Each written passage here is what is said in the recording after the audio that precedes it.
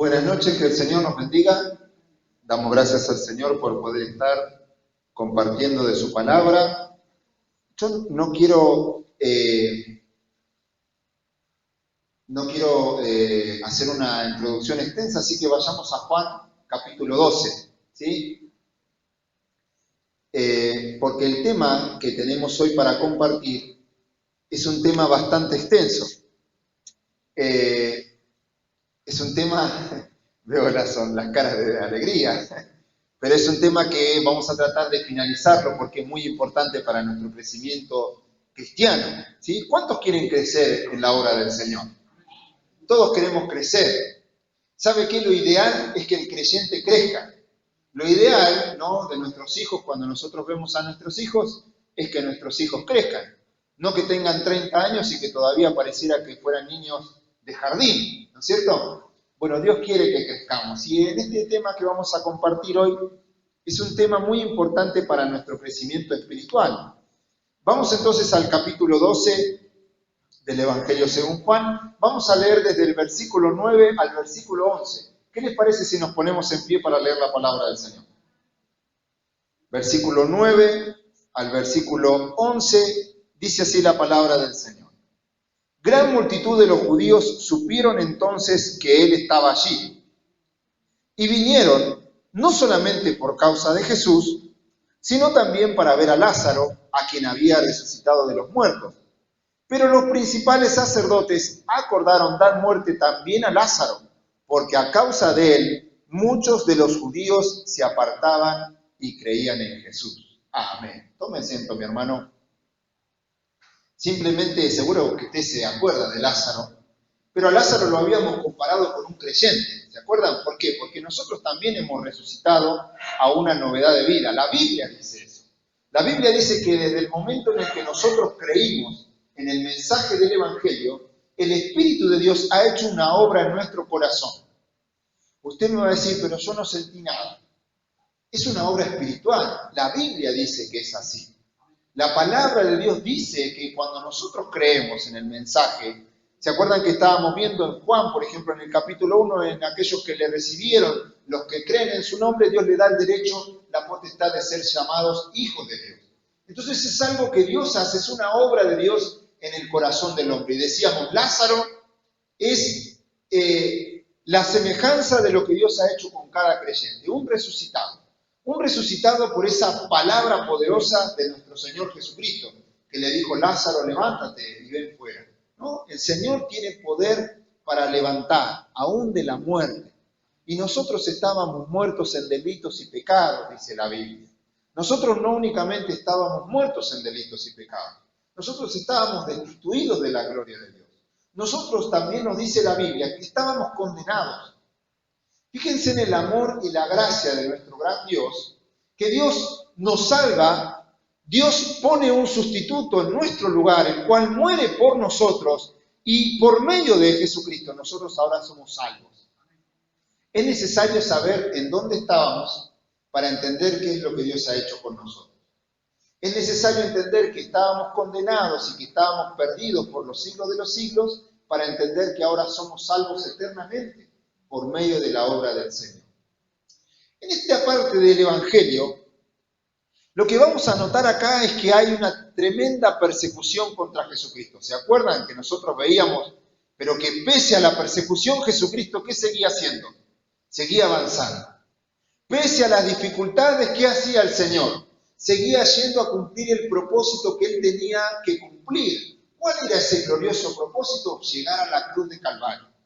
Porque la primera venida de nuestro Señor Jesucristo tenía que ver con ese Cordero que venía a morir por usted y por mí. Miren qué gloriosa misión. No era una misión menor. Si Jesucristo no moría en nuestro lugar, no había sacrificio posible que pueda librarnos eternamente. Por eso ese sacrificio tenía que ser perfecto. Y miren, Dios mismo, Dios el Hijo, viene a dar su vida por usted y por mí. ¿Cómo Dios da el primer paso? ¿Se da cuenta? Dios no únicamente nos dice, vengan a mí, acérquense a mí, como poniéndose en un lugar únicamente de exigir al otro, sino que Dios da el primer paso, se acerca a la humanidad, golpea la puerta de nuestro corazón, se acerca al hombre, Al hombre que está corrompido, al hombre que está condenado, al hombre que está en pecado, Dios se acerca y le muestra la salvación. Le da una chance al hombre para que el hombre pueda ser salvo. Y Jesucristo, a pesar, humanamente, en su naturaleza humana, mientras estaba acá en su ministerio terrenal, a pesar de que lo perseguían, ya lo habían amenazado, lo habían querido despeñar, tirar por un lugar alto, lo habían querido apedrear, él seguía adelante con una actitud apasionada por salvarnos. Fíjense en qué glorioso ejemplo. A veces nosotros tenemos la primera lucha, la primera prueba, la primera dificultad y enseguida nos detenemos. Enseguida nos echamos para atrás, pero sin embargo el ejemplo por excelencia, que es nuestro Señor Jesucristo, nos muestra que apasionadamente hay que seguir adelante. En todo el amor del Señor. ¿Saben por qué? Porque Dios no nos deja solos en esta obra. Dios nos ha dado de su Espíritu Santo. La Biblia dice que el Espíritu de Dios no únicamente está junto a nosotros. Vieron que a veces tenemos la idea de que el Espíritu Santo está al lado nuestro. Y es cierto, también el Espíritu Santo está al lado nuestro, porque Él lo llena todo, es Dios también. Pero el Señor dijo, no únicamente estará con ustedes, ¿saben qué más? Estará en ustedes. Esto es glorioso, mis hermanos. Hemos recibido el sello de Dios, el Espíritu Santo es las arras de nuestra herencia. El Espíritu Santo está en nuestro corazón. Yo sé que a veces por ahí puede estar un poquito contristado, un poco apagado, pero ¿saben qué? El Señor no va a dejar que se apague ese pábilo que humea. El Señor va a seguir una vez incansablemente avivando el fuego en nuestro corazón, motivándonos, y la palabra de Dios hace eso, nos motiva, nos levanta, nos restaura, nos consuela, nos dice yo estoy contigo, levántate, ponte en pie, sigue avanzando. Mire, si Dios agarró todos nuestros pecados, miren esta ilustración, Dios agarró todos nuestros pecados y ¿saben lo que hizo con eso? Lo tiró a lo profundo de la mar. Si Dios, el Dios Santo, el Dios Todopoderoso ha hecho eso con todos nuestros pecados, para no tener más memoria de nuestros pecados, ¿por qué nosotros no nos damos otra chance para seguir avanzando? Seguimos estando ahí estancados por nuestros errores, por nuestras equivocaciones. Mis hermanos, tenemos que entender que en la cruz de Calvario Jesucristo pagó por todos nuestros pecados, pasados, presentes y futuros. ¿Qué debemos hacer? Confesar nuestros pecados. Como el hijo que se acerca al Padre y le dice, Padre, he pecado contra el cielo y contra ti. No soy digno de nada, Señor, reconozco mi condición. Siquiera hazme como uno de tus jornaleros. Miren, ese papá salió corriendo, lo abrazó, lo besó, le cambió la ropa, le puso un anillo nuevo. Matemos un cordero, hagamos fiesta. Mi hijo estaba perdido, pero ahora está acá conmigo. Miren el amor tremendo de Dios. Cómo Dios nos ama con amor eterno.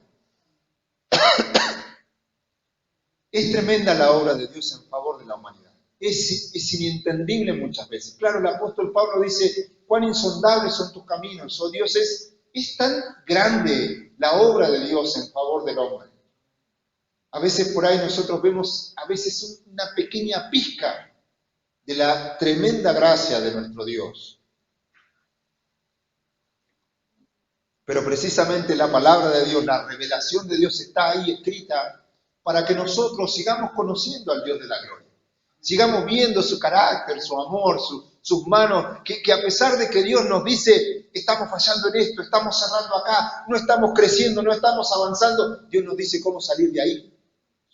No nos deja únicamente en nuestro fracaso, en nuestra miseria, nos dice por ahí no, vení por acá.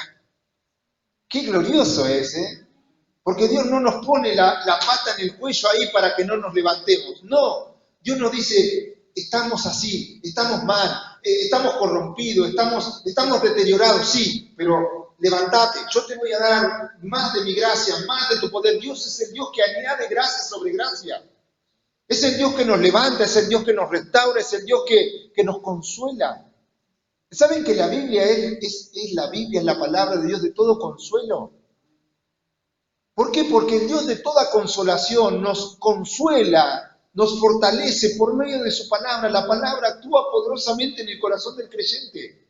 Dejemos que la palabra del Señor nos consuele, nos conforte, nos levante, nos fortalezca. Es el alimento de Dios para el cristiano. Pero en esta parte yo hago esta pequeña introducción para que no seamos tampoco inocentes o no seamos descuidados de que el creyente tiene sus propios enemigos. El creyente tiene sus enemigos. Hay una obra montada en contra del creyente. Acá el Señor había resucitado a Lázaro. Ahora no solamente querían destruir a Jesucristo, también querían destruir a Lázaro. ¿Saben por qué? Porque muchos estaban viendo esta maravillosa obra que había hecho Jesucristo y ¿qué pasaba? Algunos decían, pero ¿cómo? ¿Puede acaso alguien que no está consagrado a Dios hacer semejantes obras? Ya muchos estaban empezando a preguntar esas cosas. Y no hay mayor milagro que esa obra de transformación, esa obra de restauración de la vida. En este caso había sido algo físico, material. Lázaro había estado muerto durante 4 días y ahora el Señor lo había resucitado. Bueno, nosotros también estábamos muertos en delitos y pecados. Y el grande milagro de Dios en nuestra vida es habernos resucitado a una novedad de vida. Ahora estamos en una vida de comunión. Estamos en una vida donde el pecado no se enseñorea del creyente. Claro que el creyente de vez en cuando cae en pecado. ¿Por qué? Porque todavía estamos en una situación donde esperamos algo mayor, que es la redención total de nuestro cuerpo, la glorificación, donde Dios va a transformar por completo este cuerpo corruptible. Pero ya estamos caminando en una novedad de vida, en algo nuevo, en algo que el mundo no conoce, porque es una obra de Dios. Dios ha hecho una obra en su corazón, en mi corazón, si ha creído en Jesucristo. Y Dios la va perfeccionando y Dios va tratando. Pero tenemos enemigos. ¿Cuáles serán esos enemigos? No es su hermano. No es su esposa, no es su esposo. No es el vecino, no es el patrón. Nuestros enemigos, en primer lugar, mire, vaya conmigo a Santiago capítulo 4, versículo 4. El creyente tiene, según nos muestran las Escrituras, 3 enemigos. El primer enemigo lo vamos a ver en Santiago capítulo 4, versículo 4. ¿Qué dice la Biblia? Oh almas adúlteras, ¿no sabéis que la amistad del mundo es enemistad contra Dios? Cualquiera, pues, que quiera ser amigo del mundo, se constituye en enemigo de Dios. La pregunta sería acá, bueno, ¿de qué está hablando Dios cuando habla de ser amigo del mundo? Porque si ser amigo del mundo me coloca de la vereda en la que estaba antes, ¿sabía usted que antes usted y yo éramos enemigos de Dios? Éramos enemigos de Dios. Es decir, estábamos en una posición en la que Dios estaba de espalda y nosotros estábamos de espalda, Dios nos había dado la cara, nosotros estábamos de espalda a Dios.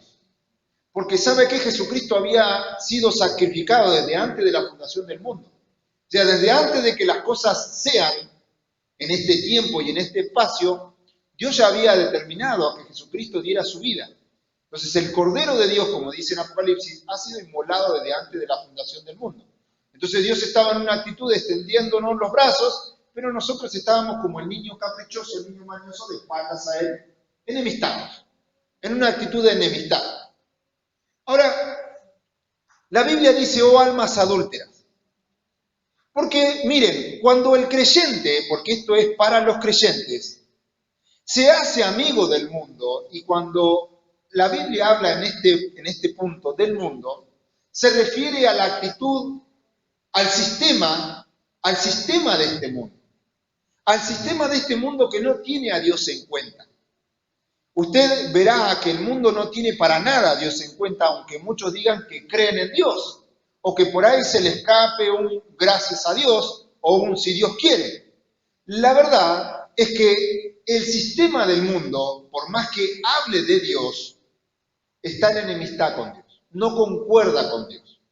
Las ideas, las metas de este mundo, los proyectos, lo que este mundo concibe como bueno, no tiene nada que ver con lo que Dios establece como bueno.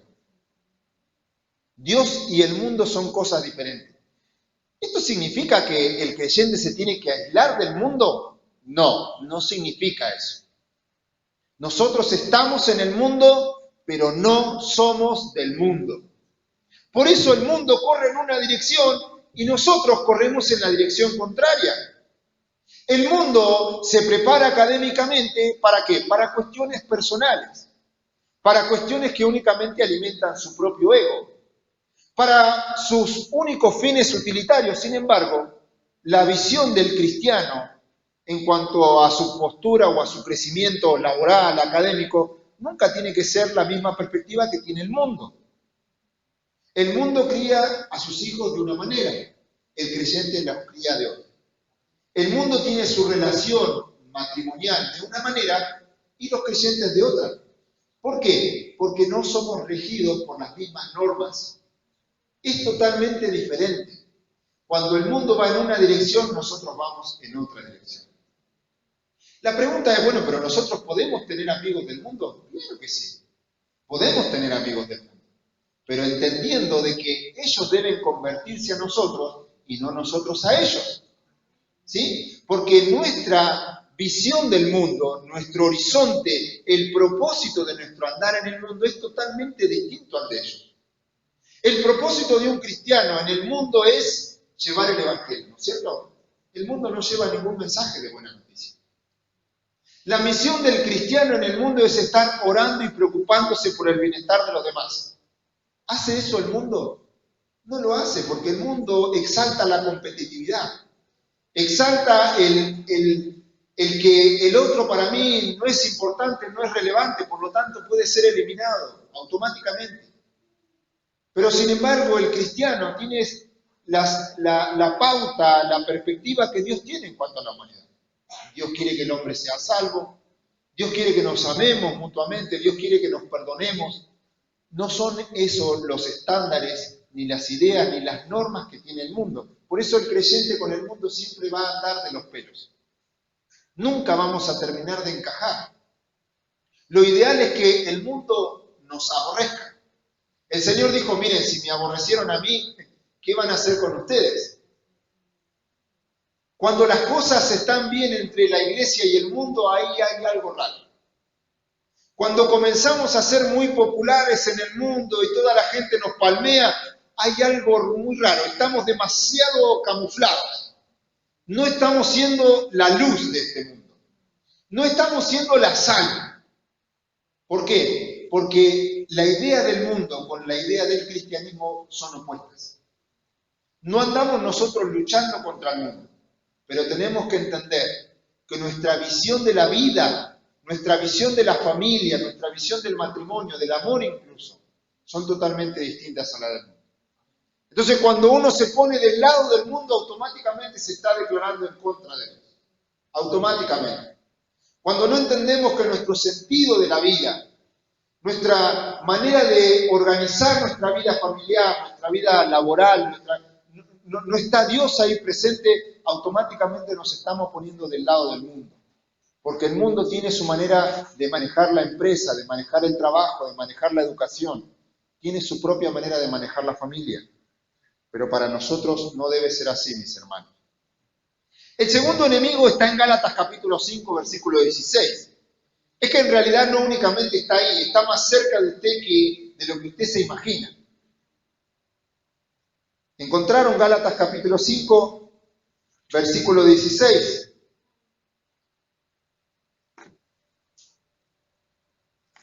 Es algo así como durmiendo con el enemigo. Dice así la palabra del Señor. Digo pues, andad en el Espíritu y no satisfagáis los deseos de la carne. Porque el deseo de la carne es contra el Espíritu y el del Espíritu es contra la carne.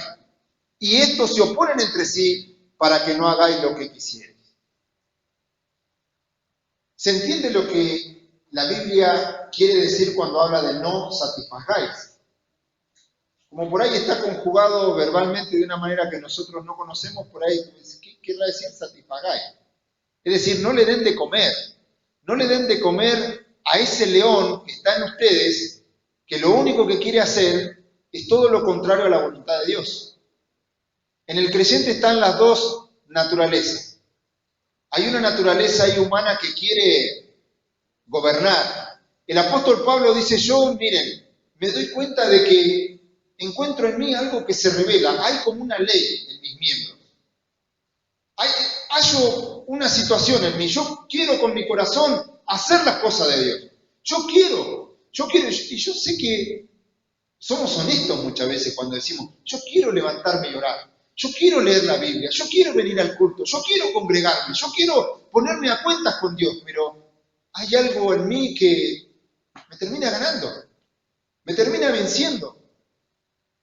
Bueno, la Biblia nos aconseja que no le demos de comer a los apetitos de la carne. ¿Cuáles serían los apetitos de la carne? Bueno, todo aquello que nos aleja de la santidad. Todo lo que a usted se le pueda venir a la mente que lo debilita en ponerse a orar, en venir a la iglesia, en compartir la palabra, en estudiar la palabra, es algo que tiene que venir de la mano de la carne. Todo aquello que lo viene a usted a poner en disensión, en enemistad con su hermano, a no permitirle disfrutar, porque miren, mis hermanos, hemos sido llamados a participar de la comunión. Eso tiene que ser algo disfrutable para nosotros. Venir, congregarnos, cantar juntos, orar juntos. Hoy yo me gozaba tremendamente en la oración de nuestra hermana Estefanía.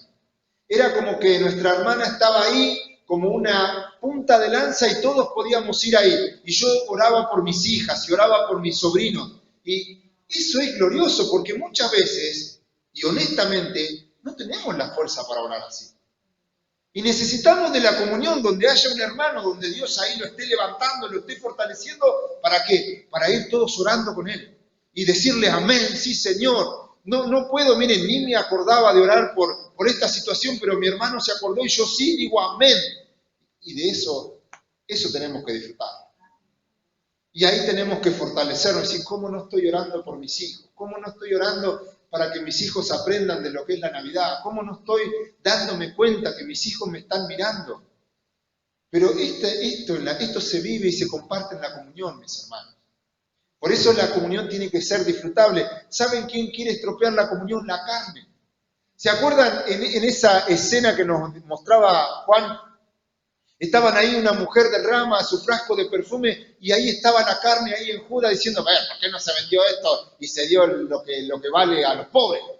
¿No? La carne metida ahí en lo santo, en los momentos maravillosos donde tenemos que disfrutar de que hay hermanos que se derraman ante la presencia del Señor, sea alguien cantando, sea alguien orando, sea alguien exponiendo la palabra del Señor.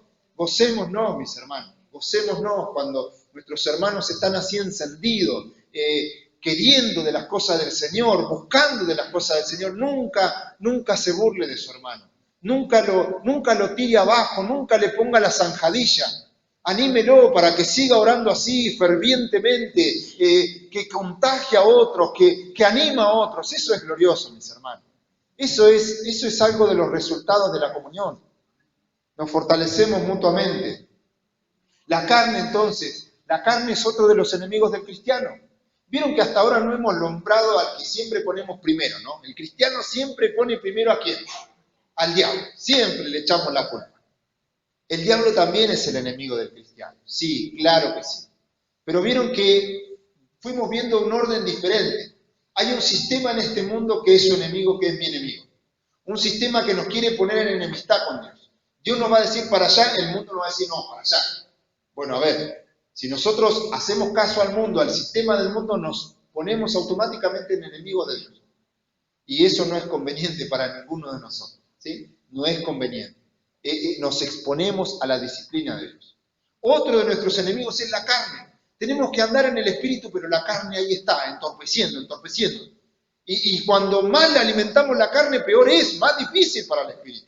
El espíritu está ahí todo debilitado, todo raquítico. Nosotros tenemos que ser llenos del espíritu. Tenemos que avivar el espíritu. Tenemos que crecer en el espíritu. Tenemos que dejar que el espíritu tome el dominio total de nosotros. Tenemos que dejar que Dios gobierne por completo en la vida nuestra, en todo nuestro andar, en toda nuestra manera de pensar. Pero nuestro otro enemigo es el diablo. Fíjense en 1 de Pedro, capítulo 5. El apóstol Pedro nos va a dar una recomendación tremenda. Y nos va a dar también una ilustración para que no seamos ingenuos, ¿sí?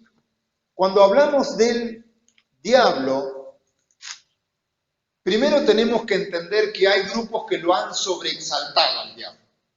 Hay algunos que han dicho, bueno, ¿cuál es el opuesto de Dios? El diablo. No, negativo. Dios no tiene oposición, Dios no tiene contrario. Miren, Dios es el creador de todas las cosas. Y el diablo es un ser creado. ¿Sí? Es un ser espiritual creado. Nunca se puede poner a la misma altura de Dios. Dios no tiene oposición. Dios no tiene ningún contrario. Dios es Dios, está allá, por sobre todas las cosas. Por eso tenemos que entender pero eso es materia de otro estudio, ¿no? Lo que vamos a ver en Primera de Pedro, capítulo 5, versículo 8, el apóstol Pedro les va a decir a los hermanos, dice, sed sobrios y velad. ¿Por qué? ¿Por qué tengo que andar comportándome de una manera seria en mi vida cristiana, una vida coherente, una vida respetable, una vida que tenga sentido? ¿Por qué? ¿Y por qué tengo que estar atento, velando, orando? Bueno, el apóstol Pedro nos va a explicar por qué. La Biblia nos explica por qué. ¿Por qué? Porque vuestro adversario el diablo, como león rugiente, anda alrededor buscando a quien devorar. A veces, cuando son insistentes, hermanos, tenemos que orar, hermanos, tenemos que congregarnos, a veces a más de uno les puede caer pesado. Decir, bueno, otra vez lo mismo. Miren, son las patas del cristiano. Si no oramos, si no leemos la Biblia y si no nos congregamos, mis hermanos, no hay manera de crecer espiritualmente. No hay otra forma. Yo quisiera que pueda haber otra, pero la verdad, la Biblia nos muestra que no la hay. Es orando, leyendo, estudiando la palabra del Señor y congregándonos. Son las tres actividades esenciales del cristiano. ¿Por qué? Sería la pregunta. ¿Por qué eso? ¿Por qué hay que hacerlo? Bueno, porque anda un enemigo suelto, anda como león rugiente. No es un león rugiente, porque el único león es el león de la tribu de Judá, el león Dios Todopoderoso que pelea por nosotros, que está por nosotros y que está en nosotros. Y este anda como león rugiente buscando a quién devorar. ¿A quién se piensa usted que va a poder devorar? Miren, el llamado de Dios, la advertencia de Dios es para que no andemos descarriados, para que no andemos desorientados. Miren, no va a pasar nada que Dios no permita, porque recuerden que ya hemos dicho, el creyente está en la mano del Hijo y sobre la mano del Hijo, la mano del Padre. Menos mal, ¿no es cierto? Pero el creyente se expone cuando no anda en la voluntad de Dios. Se expone a que nuestro enemigo, nuestro adversario, que anda buscando la manera en que nosotros le abramos la puerta, que anda buscando el momento oportuno donde nosotros andamos en rebeldía, andamos en desobediencia, ¿para qué se piensa usted? El diablo no anda jugando.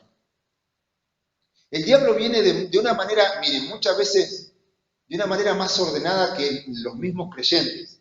Porque el diablo de manera sistemática, de manera ordenada, va pensando su manera. Claro, él no es nada creativo, pero el diablo de manera sistemática y de manera cíclica viene siempre haciendo lo mismo. Esto de la ideología de género y todas estas ideas perversas se vienen repitiendo en la historia de la humanidad, miren, desde hace mucho tiempo.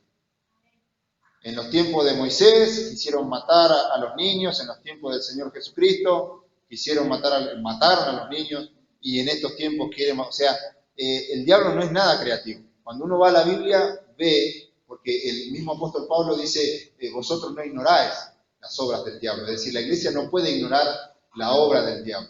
Y esto que estamos compartiendo hoy es para que no ignoremos que hay un enemigo cristiano. Uno es el mundo, otro es la carne, pero también el diablo anda como león rugiente buscando a quien devorar. ¿Qué hacemos? ¿Qué hacemos? ¿Cómo debemos responder a estos enemigos? Vamos a pasar a nuestro segundo punto. Fíjense en Romanos capítulo 12, versículo 12.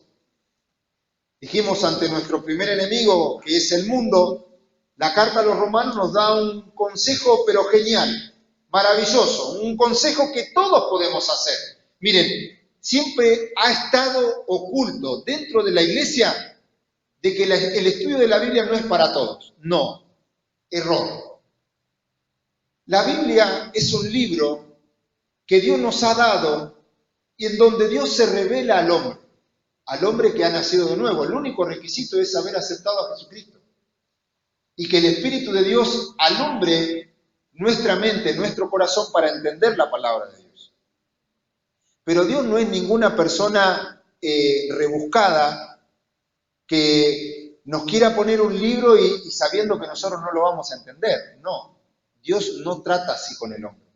El hombre puede ser perverso y mofarse de que el otro no entienda, pero Dios no tiene ese carácter. Dios quiere que nosotros aprendamos.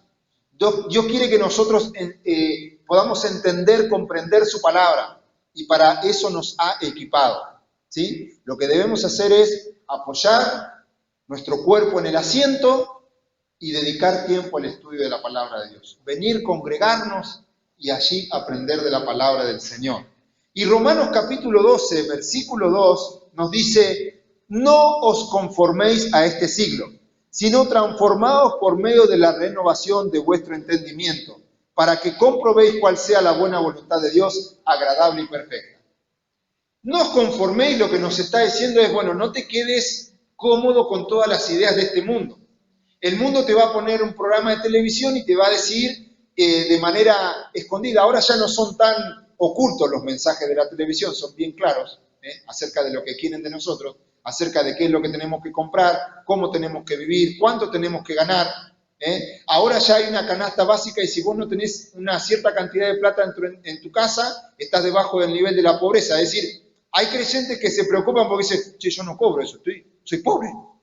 Y se desesperan y quieren ganar más. Y cuando no entendemos que la Biblia a nosotros nos arroja otro índice para saber si somos ricos o pobres. La Biblia nos dice que teniendo sustento y abrigo estemos contentos con eso. Yo sé que usted quiere tener el aire acondicionado que le muestran en la tele, que si usted no tiene eso, no puede soportar el calor. Mire, su abuelo y su tatarabuelo soportaron el calor casi sin ventilador, a la sombra, tomando agüita, sin refrigerador. Nosotros también lo vamos a poder hacer. Pero a veces el creyente se conforma a este siglo, le cree a este siglo, al Dios de este siglo, que es Satanás el diablo. Cuando habla de este siglo también se refiere al sistema de este mundo, y el creyente termina viviendo como cualquiera otro del mundo, corriendo detrás del plasma, corriendo detrás del último celular, corriendo detrás del aire acondicionado, porque si no, no puedo vivir así. No puedo vivir si a mis hijos no los mando a un colegio privado. No, ¿quién dijo? Si se puede, bien, si no se puede, no. Usted tiene el deber, como todos, de instruir a nuestros hijos. ¿Por qué le vamos a delegar todo al Estado? ¿Quién dijo eso? ¿Dónde dice en la Biblia que tenemos que delegarle todo al Estado? Que el Estado eduque a nuestros hijos. Ya tenemos un problema tremendo con eso, que lo vamos a dejar para otra predicación. Pero tenemos un problema gravísimo, porque le estamos delegando al Estado más de lo que el Estado tiene que hacer. Y nuestros hijos son nuestros hijos, son nuestra responsabilidad. Nuestros nietos son nuestros nietos. No tenemos que delegarle la responsabilidad al Estado. Eso es un gravísimo error. Entonces la palabra nos dice, renovaos. A ver, hay algo que acá en nuestra mente se tiene que renovar, se tiene que cambiar, se tiene que fortalecer, se tiene que alimentar, se tiene que educar. Esa es la palabra de Dios. ¿Cuál es la finalidad de eso? ¿Por qué Dios nos dice, renovate en tu mente? No te dejes convencer por la novela, por lo que dice la gente en el barrio, en la calle, por lo que dice tu patrón.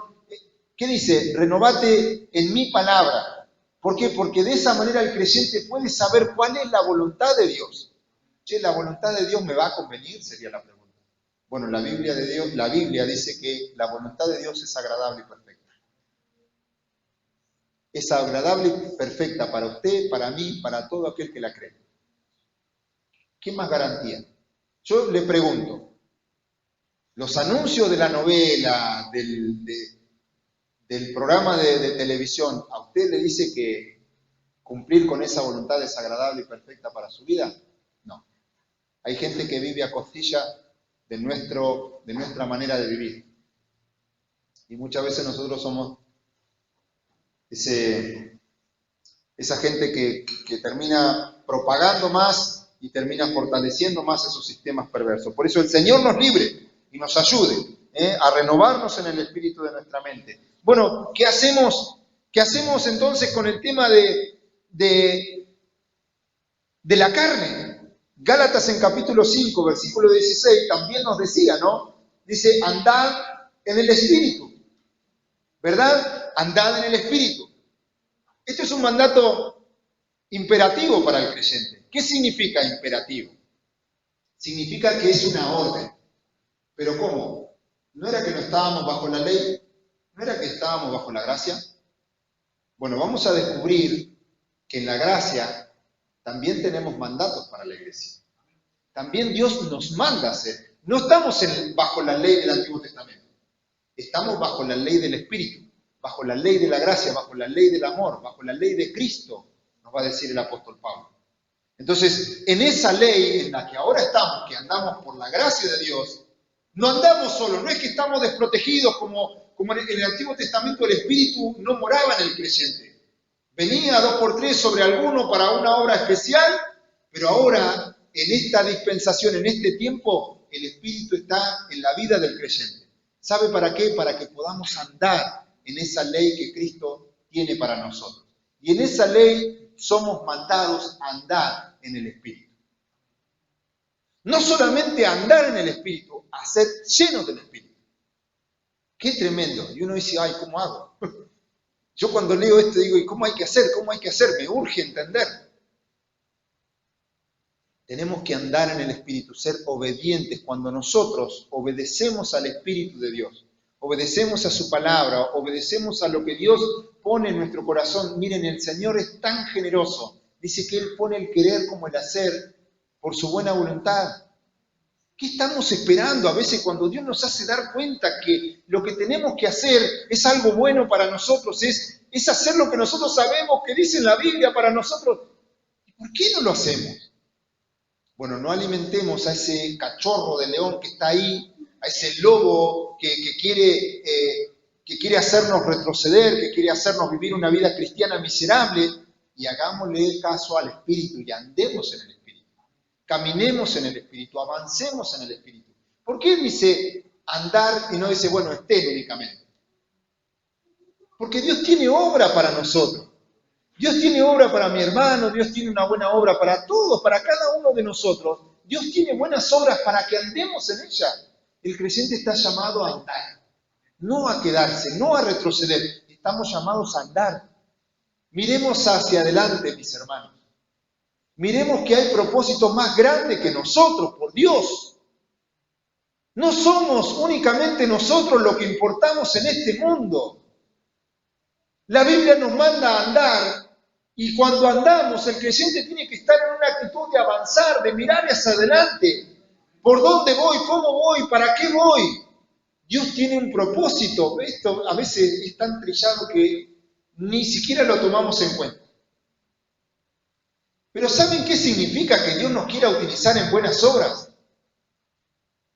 Es que hayan corazones restaurados, familias sanadas. ¿Saben cuántos hogares hay que se están matando? ¿Saben cuántos chicos hay que están pensando en suicidarse? ¿Saben cuántas familias están torcidas? ¿Cuántos chicos están creciendo de manera torcida en su mente que no saben si son varones o mujeres? Sin embargo, Dios tiene buenas obras para nosotros, para que nosotros, en el poder del Espíritu Santo, deshagamos las obras del diablo. Que el Señor nos ayude, porque Dios nos quiere llevar y que seamos luz. Que seamos luz. Y cuando la luz entra en un lugar, las tinieblas retroceden. Las tinieblas se echan para atrás. Todo el lugar es esclarecido. Que el Señor nos ayude. ¿Qué hacemos entonces? Santiago capítulo 4. ¿Cómo respondemos al enemigo, el diablo? Santiago 4, versículo 7. nos va a decir algo clarísimo. A ver, esto no es para rebeldes. El camino del Señor no es para rebeldes. Mis hermanos, nosotros podemos, porque en la vida natural somos así, ¿no es cierto? Vivimos una etapa de niñez, nos mandamos macanas, rompemos lo que no tenemos que romper, andamos con capricho, con maña. Después entramos en otra etapa donde somos rebeldes. Todos no queremos ser igual que nuestro papá, no queremos ser igual que la mamá, no queremos hacer las cosas a nuestra manera. Hay cuestiones de la adolescencia que a veces pareciera que la vivimos en el cristianismo. Pero el Señor nos recomienda que la mejor virtud del creyente para crecer es tener una actitud de someternos a Dios. Miren, no estamos hablando acá de someterse a las personas. Debemos respetar a nuestras autoridades, debemos honrar a nuestras autoridades. Pero acá el llamado no es a someternos a los hombres. Que Dios nos libre de someternos a los hombres. Debemos someternos todos a la palabra del Señor. El apóstol Santiago va a decir, someteos a Dios. Someteos a Dios.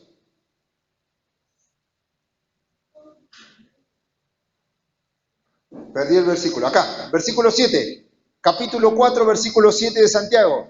Someteos pues a Dios. Resistid al diablo y huirá de vosotros. Miren, no querramos ser tan ingenuos ni querer envalentonarnos con el diablo porque nos van a dar una paliza tremenda. El hombre es inferior a los ángeles. ¿Eso está claro? Por eso cuando hay lugares donde le hablan al diablo y lo insultan, mire, esa gente no sabe ni lo que hace. No entiende nada. Nosotros no tenemos ni que insultar, ni tenerlo en cuenta, ni orarle al diablo. ¿Para qué? Hay gente que arranca oraciones orándole al diablo. ¿Qué tiene que ver eso con el cristianismo? La Biblia dice, someteos a Dios.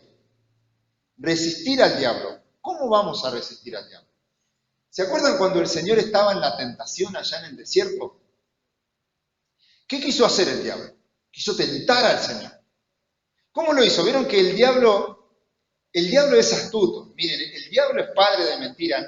No querramos nosotros ser más inteligentes que el diablo sin someternos a Dios porque nos van a dar una garroteada. El diablo es padre de mentira. El diablo es astuto, él es el engañador. Miren, el Señor Jesucristo mostró la manera. Y si el Señor Jesucristo ante la tentación mostró la manera, ¿por qué nosotros vamos a hacer algo distinto? No, que ahora hay algunos que andan clavando estacas y proclamando y atando al leviatán y pisando los huevos de no sé qué. Cualquier fantasía, eso es fantasía humana. La Biblia nos muestra de que nosotros resistimos al diablo y a sus mentiras y a sus engaños con la palabra del Señor. El Señor le decía, escrito está ante cada mentira, ante cada engaño que el diablo le quería. Mire, hasta el diablo a veces utiliza la Biblia para querer engañarnos. Por eso el creyente tiene una responsabilidad de conocer la palabra del Señor, de conocer la armonía bíblica de principio a fin. Miren, Dios no quiere que todos seamos teólogos, pero sí quiere Dios que comprendamos lo que Él nos quiere comunicar. Que estemos atentos a lo que Dios nos quiere decir y que no nos dejemos engañar por el diablo. El diablo es astuto, nos va a querer engañar. ¿Saben dónde se desata la batalla en la vida del creyente? Muchas veces en la mente. El diablo con ideas, pum, pum, pum, nuestra mente. Uy. ¿Para qué? Para que nosotros nos apartemos de lo que Dios quiere para nosotros. Nos miente, nos engaña, nos llena la cabeza. Por eso nosotros con la palabra de Dios deshacemos los argumentos, toda altivez que se levanta contra el conocimiento de Dios. Por eso cuando predicamos la palabra del Señor se deshacen las obras del diablo, se caen las murallas, todo lo que viene a la mente de la gente. La guerra del cristiano se desata en la mente. Es una lucha por la mente de las personas. Y la palabra de Dios es la única que puede romper las obras del diablo en la mente del hombre. Por eso estamos llamados a predicar la palabra del Señor. La palabra del Señor es una espada que penetra hasta lo más profundo, discierne los pensamientos y las intenciones del corazón, desarma las estrategias, toda cosa malvada y perversa que pueda entretejerse en nuestra mente. El tercer punto es que hay victoria. Hay victoria para el creyente. Hay victoria para nosotros. El Señor nos muestra de que tenemos enemigos, pero no es para que nosotros estemos ahí. Claro, no nos hagamos los cancheros, no nos hagamos los valentonados, los intocables. No, caminemos con prudencia, seamos sobrios. Por eso el llamado es a ser sobrios. Pero sepamos que tenemos victoria en Cristo. Tenemos victoria en Cristo Jesús. Tenemos victoria sobre la carne. Miren, en 1 de Juan, capítulo 5, versículos 4 y 5, nos va a decir cómo tenemos victoria en la carne, sobre la carne. 1 de Juan, capítulo 5, versículos 4 y 5, dice así el Señor: porque todo lo que es nacido de Dios vence al mundo, y esta es la victoria que ha vencido al mundo, nuestra fe. ¿Cómo vencemos al mundo? Tenemos victoria en Cristo, nos renovamos en el espíritu de nuestra mente y nuestra fe es la que ha vencido al mundo. Miren, nosotros seguimos llevando la posta que nuestros apóstoles, los primeros apóstoles, los que pusieron el fundamento, eso mismo estamos llevando. Ellos fueron perseguidos, fueron aserrados, fueron puestos en los jardines, eran prendidos fuego, pero esa fe que ellos predicaban, nosotros la seguimos predicando hoy. Nuestra fe ha vencido al mundo, mis hermanos. Y por más que se levanten ideas y filósofos y transformadores y sociólogos y los que quieran desprestigiar a la Biblia, miren mis hermanos, ellos van a pasar, pero la Biblia dice que el cielo y la tierra pasarán, pero la palabra del Señor no pasará. Nuestra fe ha vencido al mundo, mis hermanos. Somos victoriosos en ese sentido, pero también somos victoriosos. Somos victoriosos ante las acechanzas del diablo. También 1 de Juan, capítulo 4, versículo 4, dice: hijitos, vosotros sois de Dios y lo habéis vencido, porque mayor es el que está en vosotros que el que está en el mundo. Mis hermanos, esto no es para que nosotros andemos alardeando y andemos haciéndonos los cancheros, pisando los huevos del leviatán y diciendo te atamos y te echamos. No es para eso. Es para que entendamos y seamos conscientes. Estamos en una realidad espiritual donde tenemos un enemigo, pero la Biblia nos dice que mayor es el que está en nosotros que el que está en el mundo. Entonces el diablo no nos puede tocar. El diablo no puede destruir nuestro hogar. Nosotros tenemos el deber de andar en el Espíritu y de estar en Cristo. Nada nos va a ocurrir, porque el Señor es nuestro escudo, nuestro amparo, nuestra fortaleza. El que habita al abrigo del Altísimo morará bajo la sombra del Omnipotente. Claro, no debemos de subestimar. Yo sé que mi hermano Gaspar más adelante va a tocar el tema de la armadura, por eso no me voy a meter ahí. Pero seguramente nuestro hermano, cuando llegue al capítulo 5 de Efesios, nos va a orientar sobre esto. Pero hay mucho más para aprender. Para terminar, 1 de Corintios capítulo 15, versículo 5, porque nuestro enemigo... Porque el diablo ya fue vencido en la cruz de Calvario. La Biblia nos muestra que el diablo fue vencido. En la cruz el Señor venció a los principados y a las potestades. Los exhibió públicamente triunfando sobre ellos en la cruz. Gloria sea al Señor. Eso, miren mis hermanos, eso tiene que quedar grabado en nuestra mente. El enemigo ha sido vencido. El enemigo ha sido vencido. Mayor es el que está en nosotros.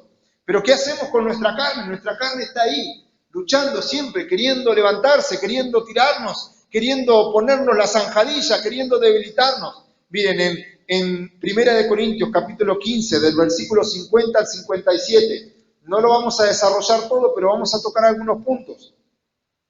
Dice así la palabra del Señor. Dice: pero esto digo, hermanos, que la carne y la sangre no pueden heredar el reino de Dios, ni la corrupción hereda la incorrupción. He aquí os digo un misterio, no todos dormiremos, pero todos seremos transformados. Esto es una promesa de Dios para la iglesia. Seremos transformados. ¿Qué es lo que se va a transformar? Bueno, el apóstol Pablo lo va a explicar. Pero vamos a ser transformados en esto que a nosotros ahora nos está agobiando. Esta ley que se rebela contra la voluntad de Dios, esta ley que se opone a lo que el Espíritu quiere que nosotros hagamos. Miren, dice, seremos transformados. ¿Cuándo? En un momento. Puede ser hoy, puede ser mañana, puede ser ahora. Dice, en un momento, dice, en un abrir y cerrar de ojos, a la final trompeta, porque se tocará la trompeta y los muertos serán resucitados incorruptibles. Va a haber un acontecimiento maravilloso, monumental, sin precedentes. Es la resurrección de los muertos. Ellos resucitarán primero, dice, porque es necesario, serán resucitados incorruptibles y nosotros seremos transformados en un segundo momento, porque es necesario que esto corruptible se vista de incorrupción y esto mortal se vista de inmortalidad. ¿De qué está hablando acá el apóstol Pablo? Cuando se refiere a lo corruptible se habla de nuestro cuerpo. Mire, ¿usted se está poniendo viejo? Yo también. ¿A usted se le está cayendo el pelo? Bueno, a mí por ahora no. Por ahora no, pero me están saliendo un montón de arrugas. Me cuesta más recuperarme.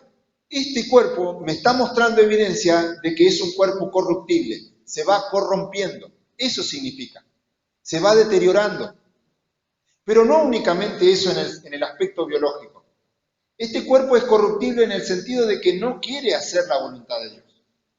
En que se opone, como veíamos en Gálatas, se opone a lo que el Espíritu quiere hacer. ¿Qué va a hacer Dios con esto corruptible? Lo va a transformar en algo incorruptible. Es decir, va a llegar el momento, mis hermanos, glorioso momento que no vamos a estar luchando con el pecado. Entera y completamente la Biblia vamos a hacer, lo define así, la redención completa. Es decir, completamente, absolutamente vamos a ser santos. Absolutamente vamos a estar en una condición de santidad. La Biblia lo dice como una situación de glorificación. Vamos a ser glorificados. Vamos a ser semejantes al cuerpo de la gloria de nuestro Señor Jesucristo. ¿Usted cree esto? Eso tiene que ser un bálsamo para usted. Dios entiende que usted está peleando con su pecado. Dios entiende y sabe que usted va a pelear hasta que Cristo venga. Pero no se detenga en esta lucha. Versículo 54. Y cuando esto corruptible se haya vestido de incorrupción, y esto mortal se haya vestido de inmortalidad, entonces se cumplirá la palabra que está escrita. Sorbida es la muerte en victoria. ¿Dónde está, oh muerte, tu aguijón? ¿Dónde, oh sepulcro, tu victoria? Ya que el aguijón de la muerte es el pecado, y el poder del pecado la ley. Mas gracias sean dadas a Dios, que nos da la victoria por medio de nuestro Señor Jesucristo. Yo sé que a veces usted se siente mal porque quiere servir a Dios y no puede. Mire, denle gracias a Dios. Dele gracias a Dios porque Dios es el que le va a dar la victoria. ¿Qué necesita Dios de nosotros? Dios necesita un corazón verdaderamente dispuesto. Un corazón que entienda que no podemos solo. Mire, esto no se trata de ver quién es el que tiene los pantalones más grandes y toma las mejores decisiones. No, mis hermanos, nosotros no sabemos ni tomar decisiones a veces. La Biblia dice que Dios pone el querer como el hacer. Hoy la palabra de Dios nos dice, demos gracias a Dios. Porque Dios nos asegura la victoria en Cristo Jesús. Es decir, no es nada que nosotros podamos hacer, es simplemente darnos cuenta que no podemos ganar nosotros solos. Necesitamos al Señor, todos. Todos. Hoy yo estoy acá predicando, pero ¿qué quita que mañana sea un miserable pordiosero? ¿Quién lo impide? Únicamente el Espíritu de Dios.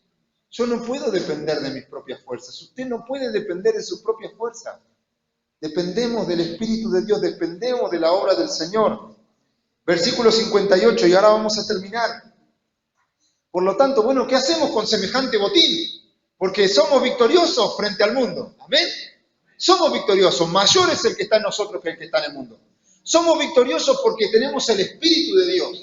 Y podemos poner en sujeción y a los pies del Señor nuestra carne. Sí, Señor, claro que sí. Amén. Qué botín tremendo. Bueno, ¿qué hacemos con todo eso? Si el diablo no nos puede tocar si estamos en Cristo. ¿Qué hacemos con semejante victoria, con semejante botín? Miren lo que dice la palabra. Excelente el versículo 58. Leemos todos juntos, amén. Versículo 58. Así que, hermanos míos, amados, estar firmes y constantes, creciendo en la obra del Señor siempre, sabiendo que vuestro trabajo en el Señor no es en vano. ¡Wow! ¿Qué hacemos con ese botín, con esa victoria? No es únicamente cantemos gloria a Dios y aleluya, amén. Pero también es para que nosotros podamos andar en la obra del Señor. Fíjense, estemos firmes. La victoria es del Señor. Estemos firmes. Esto nos hace entender de que estemos firmes en nuestras convicciones. Estemos firmes en lo que creemos. Estemos firmes, seguros en que lo que Dios dice, eso es verdad. Eso nos basta. Yo no me miro a mí, miren, si no, yo me pongo a ver mis defectos, mis debilidades, yo no puedo. Pero creo aquel que me llamó, Él dice que nos puede hacer ministros competentes. Él lo dice, Dios lo dice. Estemos firmes en eso. Estemos constantes, dice la palabra. Estemos constantes. Es decir, no un día sí, otro día no. No, seamos constantes. Digámosle a nuestra carne, yo no. Voy a la casa del Señor. Voy a estudiar la palabra del Señor. Aunque a vos, carne, no te guste. Aunque este sistema de este mundo me diga, che, pero van a dar una Netflix. Van a dar la última de... No nos subordinemos a la idea de este mundo. No. Venzamos. ¿Sí? Seamos constantes. Seamos constantes. No seamos de grandes comienzos. Seamos constantes. ¿Sí? Seamos constantes. Otra palabra, creciendo. Dios quiere que crezcamos. No quiere que nos quedemos en una etapa de nuestro crecimiento. Quiere que sigamos creciendo. Esto es el deseo de Dios para nosotros, para todos. Yo no puedo pensar que ya crecí. Por más que hoy esté detrás del púlpito, yo tengo que seguir creciendo, tengo que seguir y buscar ser un mejor esposo, un mejor padre, un mejor hermano. Todos estamos llamados a seguir creciendo. ¿Hasta cuándo? Hasta que Cristo venga. Tenemos que seguir creciendo, tenemos que seguir creciendo, tenemos que seguir trabajando en la obra de Dios. El versículo también nos dice, trabajando, siempre, trabajando, esforzándonos, metiendo manos a la obra, en lo que podamos, estar disponibles para servir, para trabajar en la obra del Señor. Y bueno, ¿qué va a pasar luego de todo esto? Hay una recompensa. La recompensa no está para acá en la tierra. Yo sé que a veces todos esperamos una recompensa, pero ¿sabe qué? El mundo enseña de que uno trabaja, recompensa a fin de mes.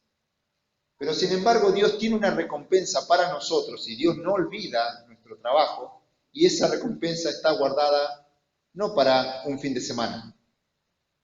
No para, vieron que nosotros a veces cobramos el 10, el 15 ya no hay más plata. Me dice, bueno, laburé todo el mes y ya el 15 no tengo más. Tengo que sacar un préstamo, tengo que andar, no sé, en ayuno. Bueno, la recompensa de Dios